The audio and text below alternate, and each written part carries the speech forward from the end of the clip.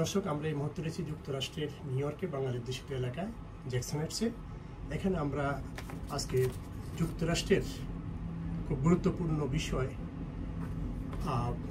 Alien registration এবং student visa বাতিল হওয়ার দুটি বিষয় নিয়ে আমরা কথা বলবো। এই বিষয়ে কথা বলবেন যুক্তরাষ্ট্রের স্বনামখ্যাত ইমিগ্রেশন অ্যাটর্নি খায়রুল বাশার। এই মুহূর্তে আমি তার জ্যাকসন হাইটের অফিসে রয়েছি। আমি শাকাওয়াত হোসেন সেলিম। তিনি জ্যাকসন হাইট অফিস এবং ওয়াশিংটন থেকে দুটি অফিসের মাধ্যমে কমিউনিটি সেবা, আইনি সেবা দিয়ে যাচ্ছেন ইমিগ্রেশন বিষয়ে। অত্যন্ত অভিজ্ঞ অ্যাটর্নি। তো বাশার ভাই, আমরা যে বিষয়টা বললাম, যে বিষয়ে যে এলিয়েন রেজিস্ট্রেশন যে বিষয়টা, এটা নিয়ে শুরু করবে এবং স্টুডেন্ট বিষয় নিয়ে অনেক গুরুত্বপূর্ণ বিষয়। এই মুহূর্তে অসংখ্য স্টুডেন্ট ভিসা বাতিল হয়ে গেছে ইতিমধ্যে, এবং যারা বাংলাদেশ থেকে স্টুডেন্ট ভিসা আসতেছে তাদের অনেক কড়াকড়ি আরোপ করার কথাও আমরা শুনেছি। এই বিষয়ে যদি বলেন।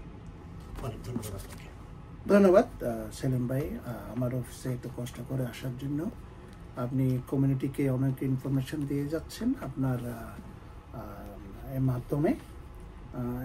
আশা করি অনেকে উপকৃত হচ্ছে, এবং আমিও চেষ্টা করব আমার কিছু ইনফরমেশন দিয়ে বর্তমান পরিস্থিতি, ইমিগ্রেশন পরিস্থিতি নিয়ে যে একটা ভয়ভীতির পরিস্থিতি শুরু হয়েছে, স্পেশালি স্টুডেন্টদের মধ্যে, ফরেন স্টুডেন্ট, F1 স্টুডেন্ট যারা আছে, বাংলাদেশ থেকে শুরু করে সারা পৃথিবীর যারা স্টুডেন্ট, তাদের প্রায় 5,000 স্টুডেন্টদের F1 ভিসা টার্মিনেট হয়ে গেছে, ভিসা রিভোকড হয়ে গেছে।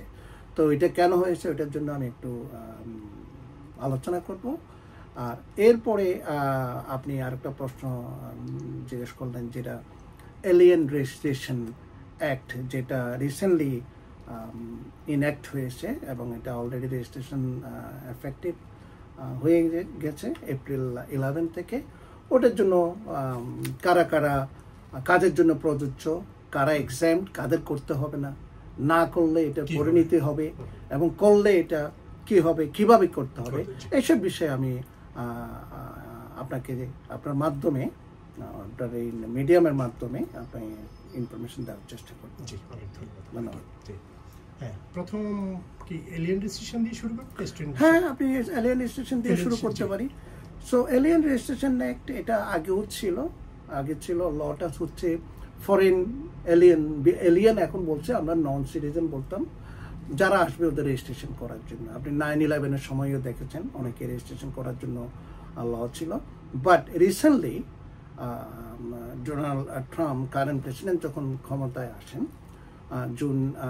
জানুয়ারি 20 তারিখে প্রেসিডেন্সিয়াল এক্সিকিউটিভ অর্ডারে এটা আবার নতুনভাবে আরোপ করে এবং এটা এনফোর্স করার জন্য ইনস্ট্রাকশন দেওয়া হয়।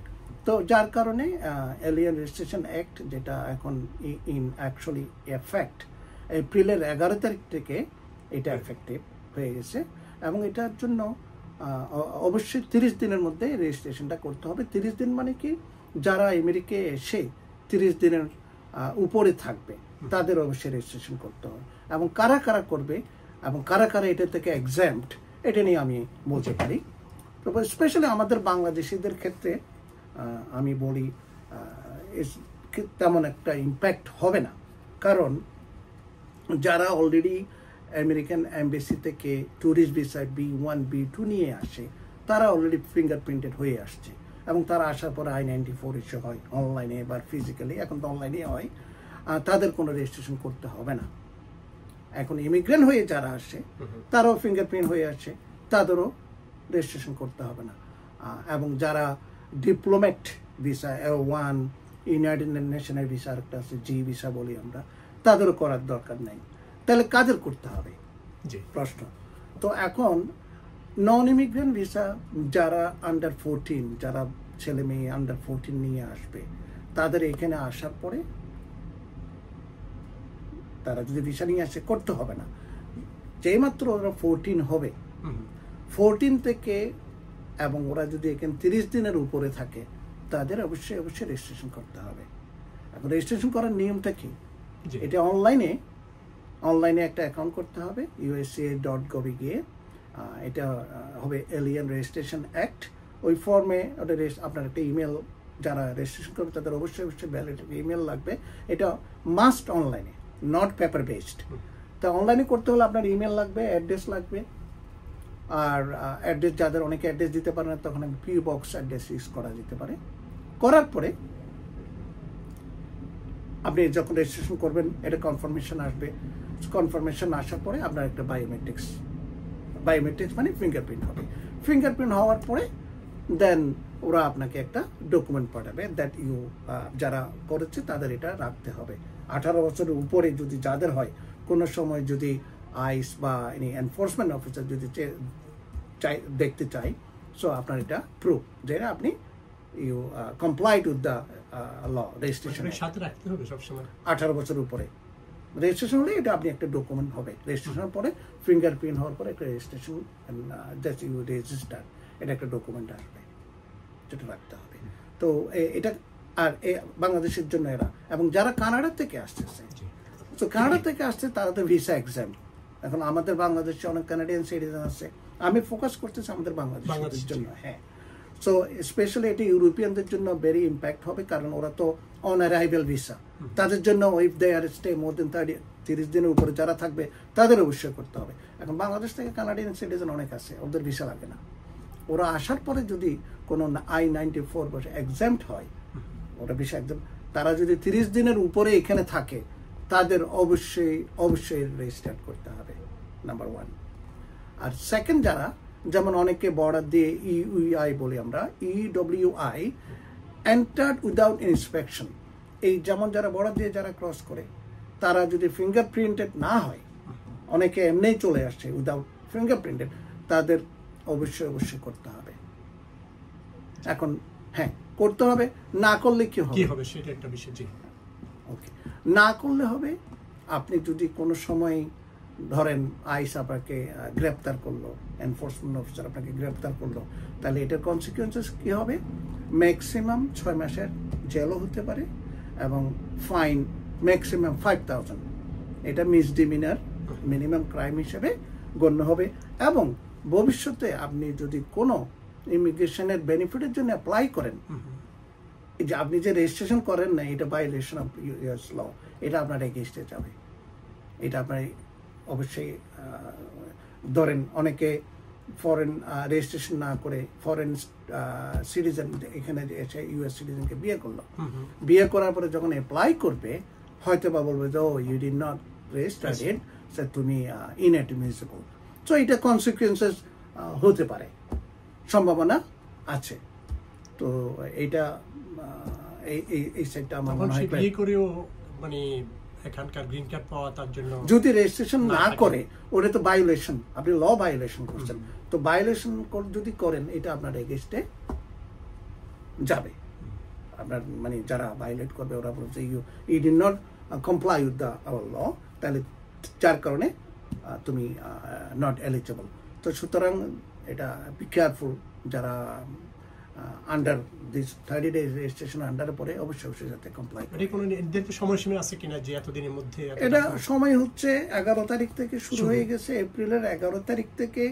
এর আগে যারা আসছে তাদের তো করতেই হবে, এবং যারা এপ্রিলের 11 তারিখ থেকে এখানে ঢুকবে এরপরে যারা 30 দিনের বেশি থাকবে তাদের করতে হবে। 30 দিনের নিচে থাকলে তাদের করতে হবে না। যেমন অনেক ইউরোপিয়ান পাসপোর্ট হোল্ডার আছে, তারা অন অ্যারাইভাল চলে আসে এবং তাদের তো ফিঙ্গারপ্রিন্ট হয় না, এবং ওরা 30 দিনের উপরে থাকবে, তাদের অবশ্যই করতে হবে। জি, এখন যে অনলাইনে বললেন, অনলাইনে তো অনেকে এই বিষয়টা বুঝবে না, সেই ক্ষেত্রে আমাদের সহায়তা নিলে আমরা গাইড করব। বাট অনলাইনে মানে এটা ইজ নট পেপার বেসড, এটা মাস্ট মানে, এবং ওয়েবসাইটে গিয়ে অ্যাকাউন্ট ক্রিয়েট করে তখন করতে হবে। এখন অনেকে জানে না জানলে থার্ড পার্টি হেল্প নিতে পারে, ফ্রেন্ডসের হেল্প নিতে পারে, যারা কম্পিউটার সম্পর্কে বা অনলাইন সম্পর্কে আইডিয়া আছে তাদের হেল্প নিতে পারে। আর যদি না হয় তাহলে একজন অভিজ্ঞ অ্যাটর্নি, ইমিগ্রেশন অ্যাটর্নির সাথে যোগাযোগ করে তারা ওই হেল্প করতে পারবে। অবশ্যই বাধ্যতামূলক, এটা মাস্ট মানে বাধ্যতামূলক করতে হবে। হ্যাঁ, তো যদি কেউ না করে, কথা মনে করেন যে তার কি ডিপুটেশন বা অন্য কোনো এখন তাৎক্ষণিক কি ধরনের? হ্যাঁ, অবশ্যই এটা তাৎক্ষণিক কোনো ইম্প্যাক্ট নাই, এটা তো আপনাকে খুঁজে ওরা পাবে না। এটা রেজিস্ট্রেশন করা মানে আপনি কোথায় আছেন, আপনি অ্যাড্রেসটা দিচ্ছেন, আপনি ফিঙ্গারপ্রিন্ট দিচ্ছেন।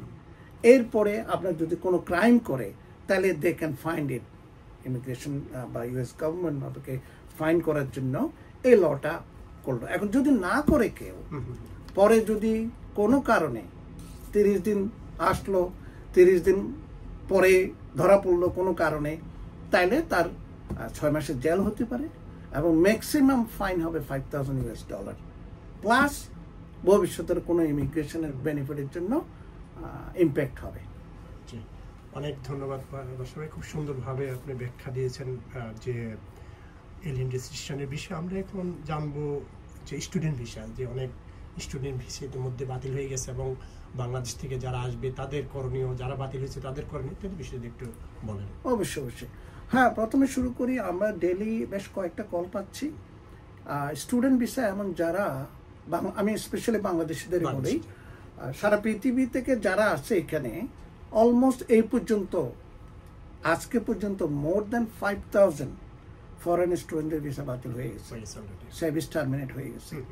তো এখানে আমাদের বাংলাদেশিদের যারা আমরা পাচ্ছি ব্যাচেলার থেকে শুরু করে মাস্টার্স লেভেল, পিএইচডি করার পরে ওপিটি থাকা অবস্থায় তারা এখন ইউনিভার্সিটিতে টিচিং দিচ্ছে, এরকমও অনেকের ভিসা বাতিল হয়ে যাচ্ছে।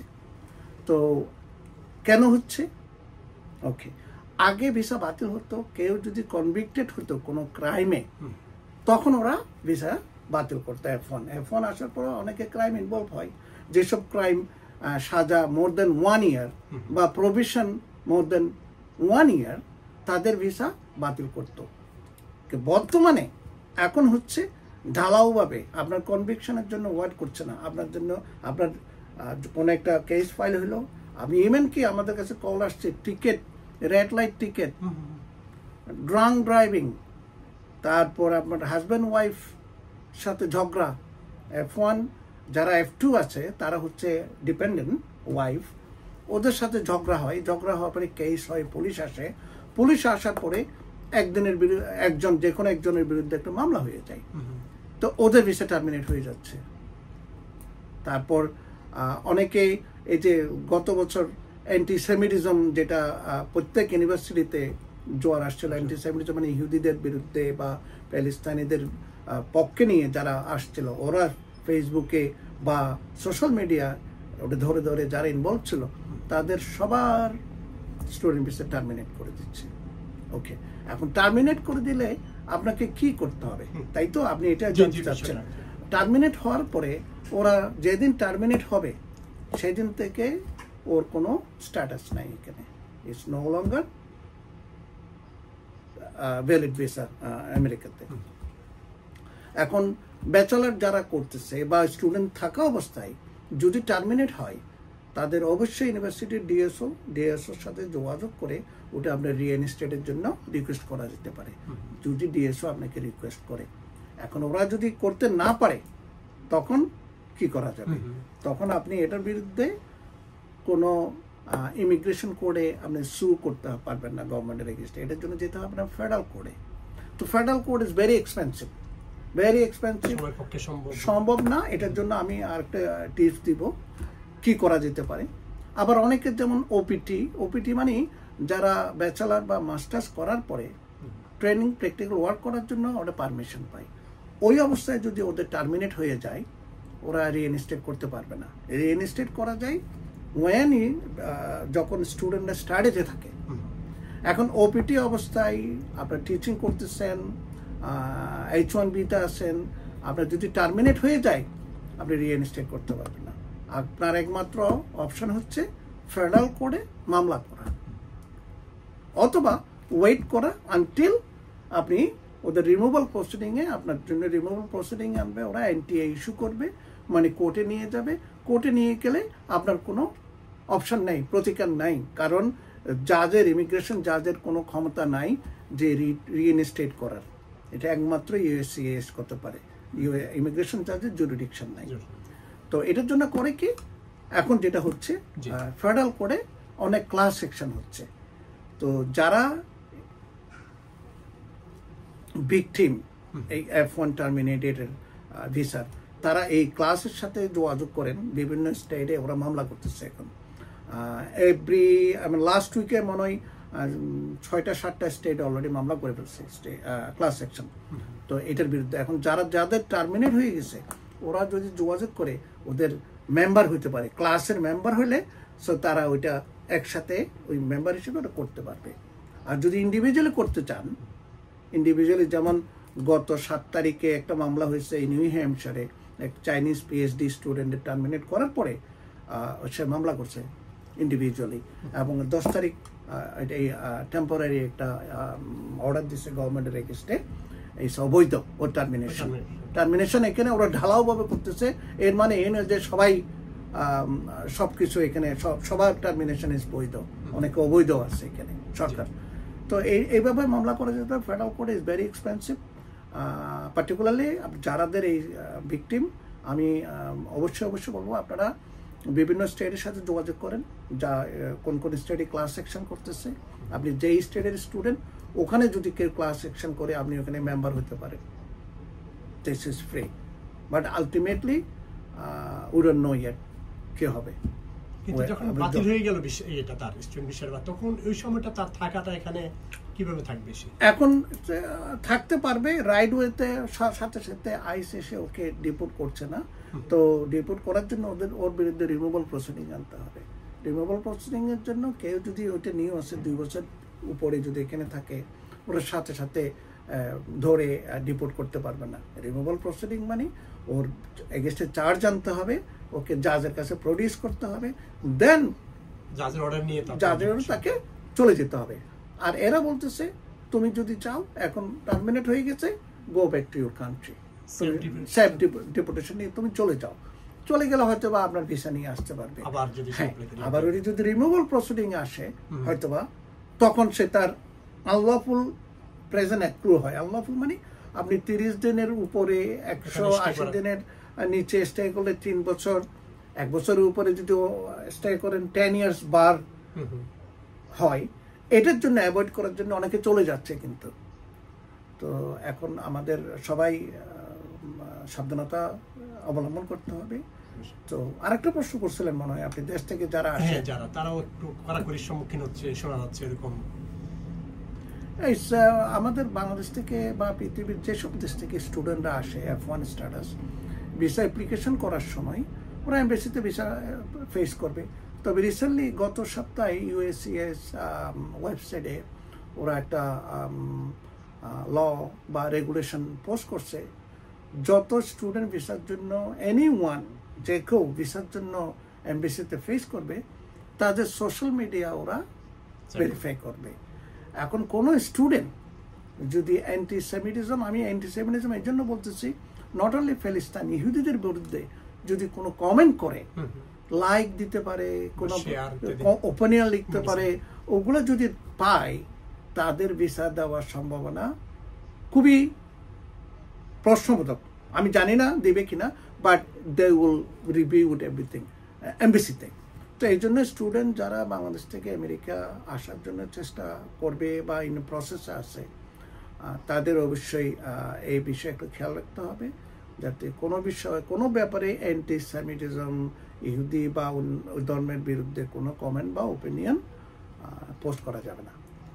তারা এখানে আসার পরে কি কি সতর্কতা অবলম্বন করবে, এবং এখানে যে বাতিল হচ্ছে ওই বাতিলের খাতা বাতিল যেন না হয় এই জন্য তাদের কি করণীয়? হ্যাঁ, এখানে আসার পরে আমরা অনেকে আইন সম্পর্কে জানি না। তো এই ঘটনার পরে এখন প্রত্যেক ইউনিভার্সিটি ওদের এগুলা নিয়ে ইন্ট্রোডাকশনে, যাদের ওদের যেদিন আপনার ইন্ট্রোডাক্টরি হয়, ওরিয়েন্টেশন হয়, ওই সময় ওরা এই বিষয়ে অবশ্যই এখন থেকে বলবে। তো আমি আগে থেকে বলতে পারি কোনো রকম আইন বিরোধী কোনো আইন ভঙ্গ করা যাবে না। এবং বিশেষ করে আমাদের অনেক F1 স্টুডেন্ট মাস্টার্স লেভেলে এবং পিএইচডি লেভেলে যারা আসে ওরা মেরিট থাকলে F2 হিসেবে ডিপেন্ডেন্ট হিসেবে স্পাউস, ওয়াইফ বা হাজব্যান্ডকে নিয়ে আসে। আসার পরে ওদের মধ্যে অনেক সময়, আমি সব বলবো না, একটা পার্সেন্টেজের মধ্যে ডোমেস্টিক ভায়োলেন্স ইনভলভ হয় ওরা।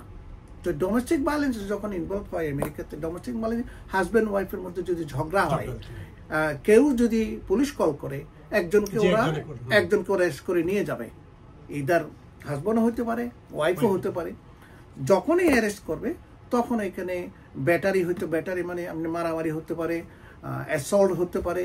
এইসব কারণে যখন কেস হবে তখন আপনাকে ক্রিমিনাল অ্যাকশনে, ক্রিমিনাল প্রসিডিং আনবে আপনার এগেনস্টে। এখন ক্রিমিনাল কোডে আপনার হয়তো বা জামিনে আসতে হতে পারে।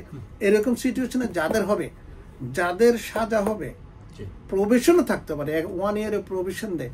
1 ইয়ারের প্রভিশন 365 উপরে যদি হয়, it's a consider as a CIMT। এই অবস্থায় আপনার স্টুডেন্ট ভিসা টার্মিনেট হয়ে যাবে, নো ম্যাটার হোয়াট, এটা কোনো প্রতিকার নাই। যদি ক্রিমিনাল অ্যাটর্নি আপনার যখন ডিফেন্সে যান, ক্রিমিনাল প্রসিডিংয়ে, এটা ডাইভার্সন বলি আমরা, ডাইভার্সন করে যদি আপনি সাজা একদিন যদি কম নিতে পারেন, 364 যদি করা যায় একটা দিন, ওই একদিনে আপনার সেভ করা যাবে সার্ভিস মানে F1 visa, but not at this moment. এটা it's law on the book. এখন বর্তমান অ্যাডমিনিস্ট্রেশন এগুলো কিছু মানছে না। এখন তারা আপনার ক্রিমিনাল কেস হলেই আপনাকে ভিসা টার্মিনেট করে দিচ্ছে।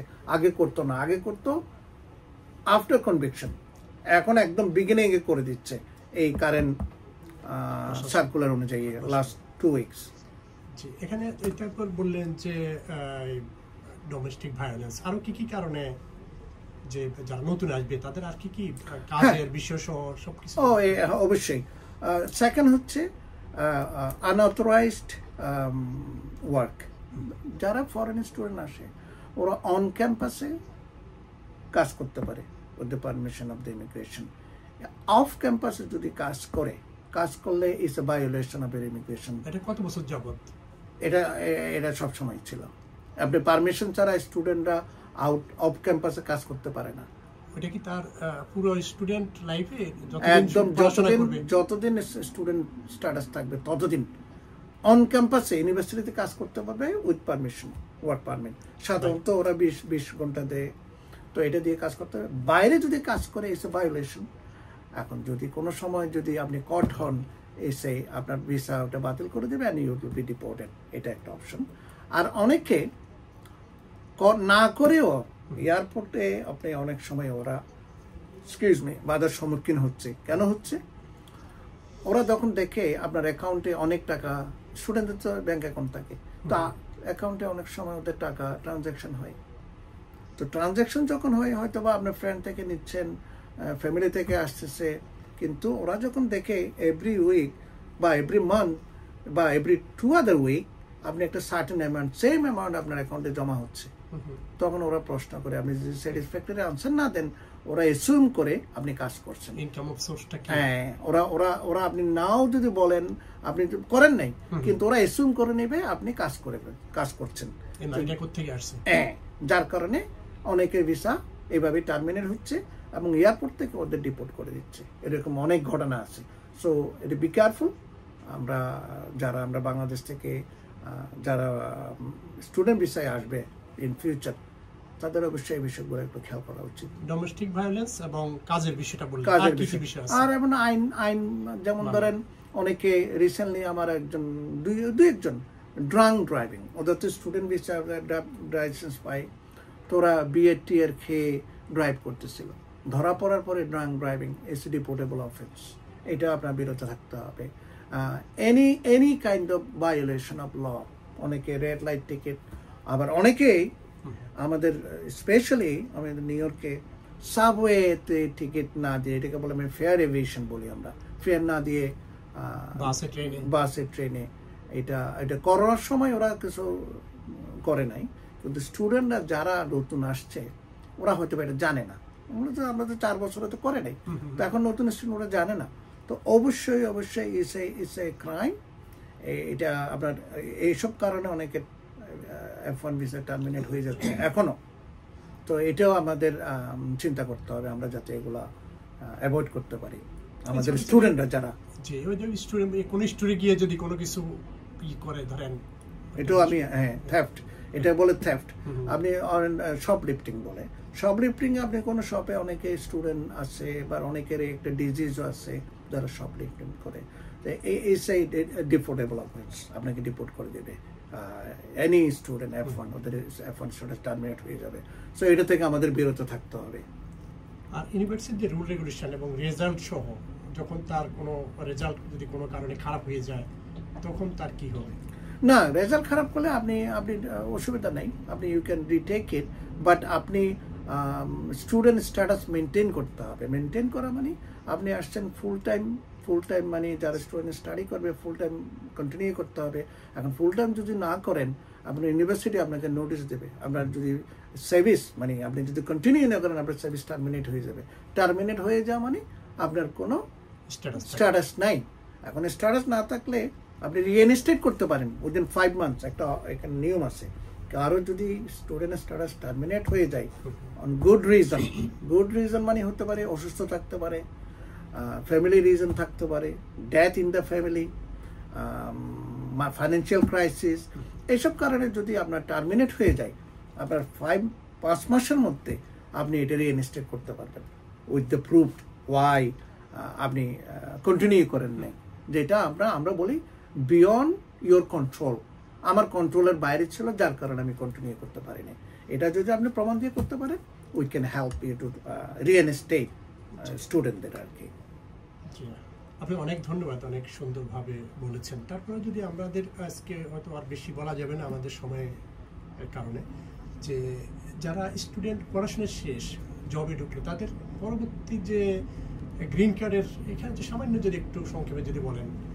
হ্যাঁ অবশ্যই, কি ধরনের রয়েছে? হ্যাঁ সুবিধা এখানে 3 লেভেল। ব্যাচেলার ডিগ্রি করার পরে একটা, মাস্টার যারা করে তাদের একটা প্রক্রিয়া, এবং পিএইচডি করে তাদের একটা অপশন আছে। তো আমি উপরের থেকে আসছি পিএইচডি। যারা পিএইচডি করবে ওদের অপশন হচ্ছে they are eligible for NI EB2 NIW একটা অপশন। এটা মানে সরাসরি গ্রিন কার্ড পাওয়া যারা পিএইচডি করবে। পিএইচডি থিসিসের এগেইনস্টে তারা যদি এখানে অ্যাপ্লাই করে গ্রিন কার্ডের জন্য, এটাকে বলে self petitioning for green card, EB2 NIW এটা তারা একটা অপশন আছে। আবার ইউনিভার্সিটিতে টিচিংয়ের জব পেতে পারে আন্ডার H1B, এখানে আবার এক্সামটা থাকতে পারে ইউনিভার্সিটির জন্য, এটা একটা। আর যারা মাস্টার্স লেভেলে আছে তারা H1Bতে কোনো কোম্পানি যদি স্পন্সর করে এভরি ইয়ার, যেমন রিসেন্টলি এখন H1B চলতেছে, আমার কয়েকটা ক্লায়েন্ট H1Bতে আসছে, ওরা আমাকে প্রসেস করতেছি ওয়ান্স এ ইয়ার। তো এটা যদি কোনো কোম্পানি স্পন্সর করে তাহলে অ্যাপ্লাই করা যায়। অ্যাপ্লাই করার পরে চাকরি করার পরে আফটার ফিউ ইয়ার্স 2-3 ইয়ার্স পরে ওরা কোম্পানি যদি গ্রিন কার্ডের জন্য অ্যাপ্লাই করে ওদের জন্য তাদের গ্রিন কার্ড হবে। আর যারা ব্যাচেলার করার পরে, ব্যাচেলার ডিগ্রি শেষ করার পরে এদেরও H1Bর আন্ডারে যদি কোনো স্পন্সর পায়, এমপ্লয়ারে যদি স্পন্সর করে তাহলে ওরা ওই স্পন্সর করে তারা গ্রিন কার্ড পেতে পারে। আর যারা ধরেন একদম পড়াশোনা করে নাই, পড়াশোনা স্টুডেন্ট অবস্থায় আছে, কমপ্লিট করতে পারে নাই, ড্রপ আউট হয়ে গেল কোনো কারণে, কিন্তু ড্রপ আউট হলে হবে না, স্ট্যাটাসে থাকতে হবে। স্ট্যাটাসে থাকা অবস্থায় আরেকটা অপশন আছে, এটাকে বলে আপনার EB3 আনস্কিলড। এটার জন্য কোনো পড়াশোনার আপনার ব্যাচেলার ডিগ্রির দরকার নেই, বাট আপনি যদি করে রাখেন ব্যাচেলার হওয়া শেষ হওয়ার আগ পর্যন্ত আপনি যদি থাকেন, স্ট্যাটাসে থাকেন, তাহলে আনস্কিলড দিয়ে EB3 আনস্কিলড দিয়ে আপনি গ্রিন কার্ড পেতে পারেন। এটা কাজগুলো হবে আপনার আমি বলবো ওয়ার্কার, ফ্যাক্টরি ওয়ার্কার, ইটস একটা লো লেভেল জব, বাট ওটাতে গ্রিন কার্ড হবে পার ইয়ার। প্রতি বছরে 10,000 কোটা আছে এই ক্যাটাগরির জন্য, এখন সারা পৃথিবী থেকে অ্যাপ্লাই করে, বাট এই জন্য ওটা 4-5 ইয়ার্স লাগে। আগে 1 বছর মধ্যে হয়ে যেত, করোনার আগে 18 মাস এর মধ্যে আপনার গ্রিন কার্ড হয়ে যেত, বাট এটা একটা অপশন আছে। সে এটা হচ্ছে আপনার এই লাইন অফ স্টুডেন্টদের জন্য। জি, অনেক ধন্যবাদ আপনাকে, অনেক সুন্দরভাবে যে এলিয়েন রেজিস্ট্রেশন এবং স্টুডেন্ট ভিসা বাতিল এবং যারা আসতে ইচ্ছুক তাদের বিষয়ে বলেছেন। আপনাকে অনেক ধন্যবাদ। আমরা অন্যদিন আরও একদিন আর অন্য কোনো সময় আরও বিস্তারিত অন্য বিষয়ে আমরা জানবো। আপনাকে অনেক ধন্যবাদ আমাদেরকে সময় দেওয়ার জন্য। ধন্যবাদ আসার জন্য। আপনার ভিউয়ার্স যারা দেখছেন তাদেরও অনেক ধন্যবাদ। আশা করি আমার এই প্রেজেন্টেশন বা আলোচনাটা আপনার উপকার আসবে। তারপরে আরো বিস্তারিত জানার জন্য যদি একটু আপনি শেষ মুহূর্তে একটু আপনার যোগাযোগের বিষয়টা একটু বলুন। হ্যাঁ, অবশ্যই আপনি অনলাইনে পোস্ট করে দিতে পারেন আমার কার্ডটা। যদি এনিবডি কেউ যদি আমাকে কোনো প্রশ্ন থাকে ইমেলে করতে পারেন। আমি সাধারণত ফোনে ধরতে চাই না, বাংলাদেশ থেকে বা ওভারসিজ কল যদি আসে। ইমেলে যদি আসে কোনো প্রশ্ন যদি থাকে, কোনো কারো যদি উপকারে লাগে, আমি চেষ্টা করবো হেল্প করার জন্য। ইমেল অ্যাড্রেসটা একটু বলে দিতেন। ইমেলের অ্যাড্রেস হচ্ছে আমার ফার্স্ট নেম খাইরুল KHAIRUL আমার লাস্ট নেম BASHARLAW.com। আর আমার ওয়েবসাইটের অ্যাড্রেস হচ্ছে www.basharlaw.com। ধন্যবাদ।